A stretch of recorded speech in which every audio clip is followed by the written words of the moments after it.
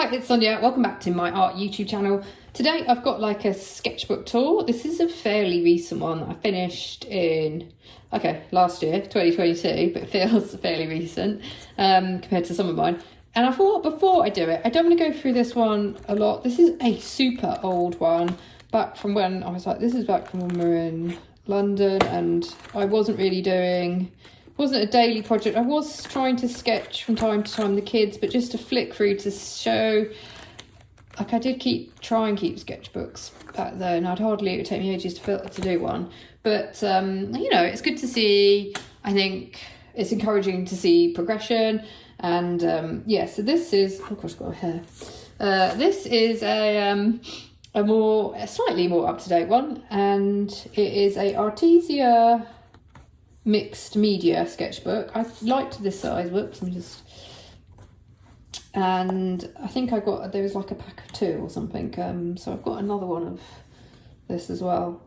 And I think in it I was still into, it's kind of a mixed media. I'd say anything goes. I call them anything goes in terms of the genre is really mixed, whereas I've got more other sketchbooks now that I've sort of shown where I keep to like an abstract sketchbook or a landscape sketchbook.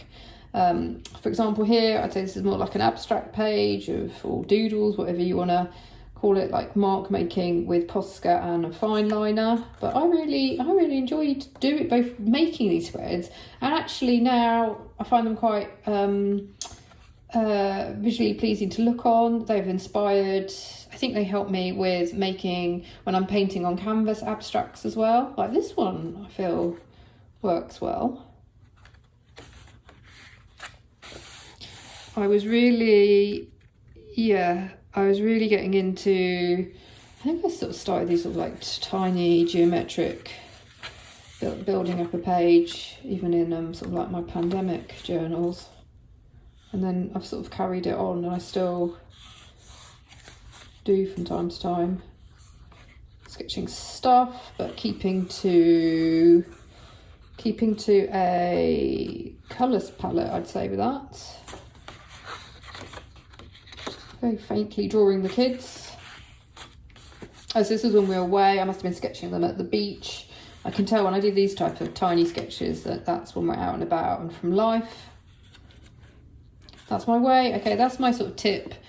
Sometimes when you are out and about is to, if you do it small and then just hardly any lines, but I just got into a way of sort of trying to depict, I guess I'm trying to look for movement, more detailed ones. I feel like these are from, I have a feeling these are from photos. On scene, I can remember, and I did these on scene on a beach. Wow, that's a very blank. Do you know, I feel like I did do a sketchbook tour of this years ago, and then I deleted the video because I feel hopefully now a bit more fluid in how I'm hopefully describing spreads. This is I've divided the page up. I think that's quite a common, I see that with a lot of other sketchbook artists' device, and it's a good way, especially with fine liners, because I was drawing on scene and then just getting into like little details so I could fill up a page relatively quickly. Oh, I went even more into little boxes. This is, I mean, a lot of artists do this, don't they? I've seen when you see other sketchbook tours. It isn't something I commonly do, and I don't know why I don't, but I think it is quite a good technique to have, especially when you're on drawing out and about. Oh, okay, this is interesting. I tried to try another drawing a day project. I think I got to like day 60 or something, but this is when I was like starting it again. So yeah, I've made a video on getting into a drawing habit, and like where I sort of share a lot of my successes with drawing a day projects and also the ones I've quit. Oh, I love, you know what? Sometimes with a brush pen, it's a reminder, you don't need to make a lot of marks to hopefully just get the bare essence of a scene. I can sort of, from looking at that, I can envisage where we were And it's, you know, if it's for you, a sketchbook is for you. So I guess maybe some of this is, you might be like, oh, that's a bit sketchy, there's not really much there. But for me, it's helping me set the scene.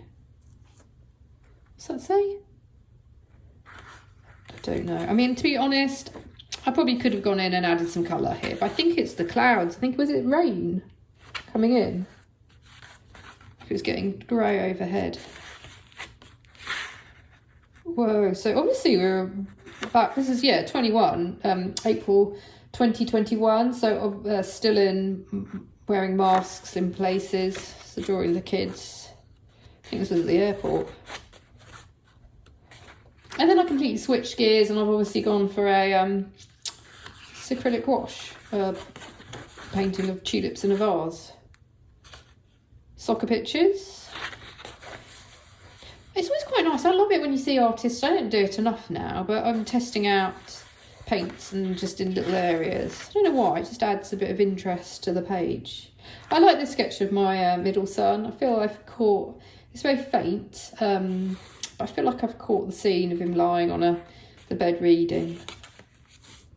And then I remember, and I had fun in this sketchbook with collage, and more sort of graphic, just mixing things up a bit. Like this was about, for me, you know, you see these finished sketchbooks, like what was a visually appealing spread. I guess design elements in some way, composition. Here I wanted to play around. I think I was almost a bit bored, and I was getting bored of like just sketching from life, and I wanted to do a really busy page and just make it, I was trying to like look for references online and then put them out of context, mix flowers, pattern, that sort of hand holding, I guess, an orange. I think maybe I took a picture of my own hand. Then it's gone to simple, but this, I actually really love this sketchbook. I love the variety in it. For me, like I like, oh, look how that flower's turned out.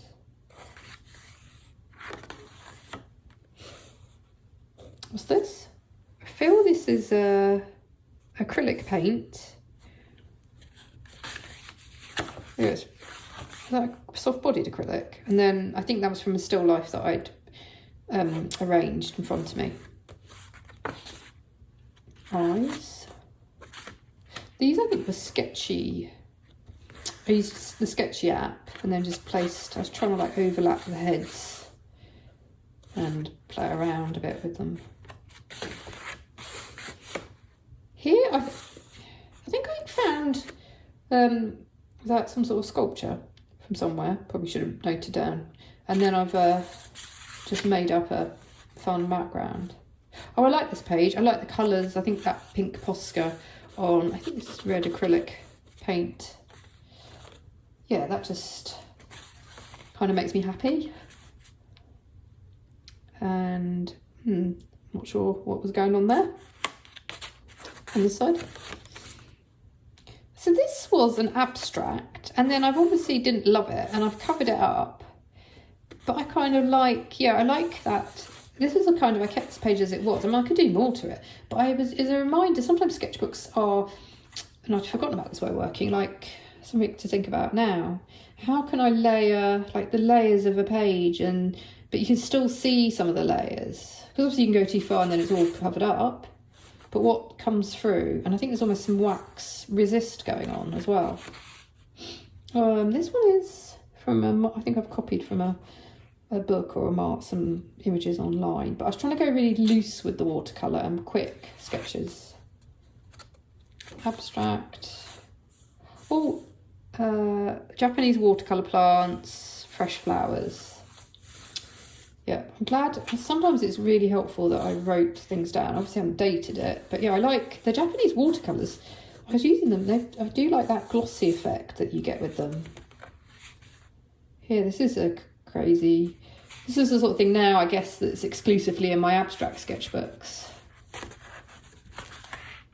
And another, but I really got into them. I mean, they were just meditative, and then I just enjoy the page. I like the page. I mean, it does give me ideas. It makes me want to think about how could I translate that. I've never really done a very busy abstract on canvas like that, but that's probably on my to-do list. But it involved me painting. I can't keep, I have to paint over some other paintings.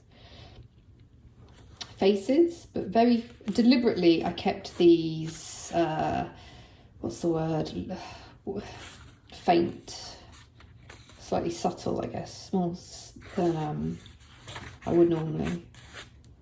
So yeah, experimenting with just drawing faces but changing up like just lines, not as much as I would trying to get a portrait or maybe a likeness.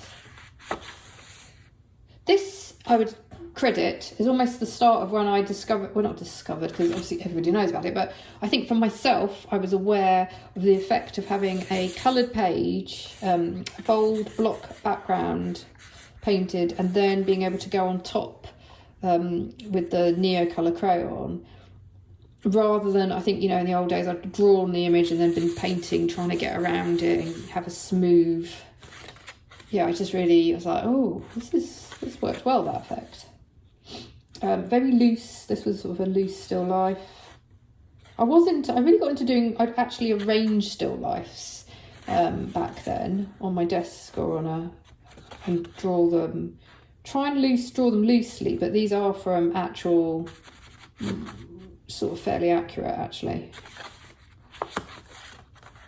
Oh, I like that one. And again, this I feel like then it inspired me to get looser with them. I think I preferred this image, and I know it's personal preference. Some people are like, oh no, I preferred your older work. I would be very detailed gouache, because I have got examples of that somewhere. More on, I think I did those on paper and used them for print.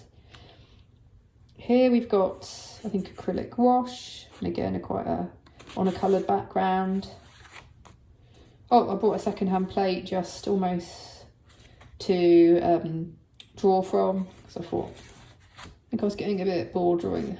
I always get a bit bored drawing my own belongings again and again and again. So now I vary them, change the colours, and even I just play around with the shape. But you can always also go thrift. People go thrift shopping, don't they? And as it were, like in a library, borrow some still life objects, give them back.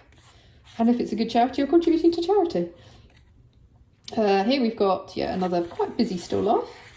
Oh, I like this. This one is, I feel like it's a bay scene, and I've really made it quite bare and wishy-washy. I did buy a second-hand, I've got one on butterflies, which... What is this? Is this ink? I think this is just ink, but keeping to one colour. And really I was deliberately emphasising the dashes.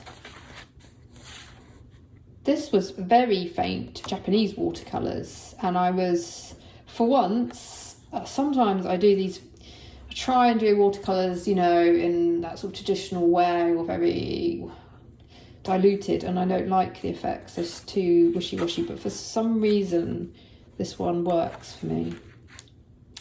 Copying, is this after James, is that Whistler?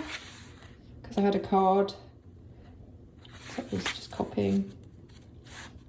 Oh, I like, this, I guess this is more also how I used to paint, getting a bit more into the details and keeping the colours, the accurate sort of colours of leaves and daffodils. Loose watercolour, but yeah. Sometimes if I can get it like this, I love this. Whoa, that's a busy page. Yeah, more watercolours. Obviously did enjoy that. Here we can see this is gold ink as a background, and then I have, well, actually it could be gold Japanese watercolour, and then I've drawn on top, this is a drawing with Karan, the Neo colours, and my actual houseplants. This is, I feel, I mean, kind of from life, but at the same time I think I've made it more, what's the word, it's not, obviously, not realistic. Butterflies? Yeah, and I loved drawing with this neon and keeping the neon is showing underneath. I used a neon oil pastel. And then changing up, the other thing to vary it is changing up, like I didn't show all of the scene. I was like cutting off that segment of the still life. I'm coming towards the end. I don't love this page. I don't know if it's the colours. I don't know why. And this is, and then we've got a portrait. And that is it. So yeah, this is actually one of my favourite sketchbooks. I hope you've enjoyed this tour. Thank you for watching as always. Please like and subscribe. I've also got a Patreon, and I will see you next time. Bye.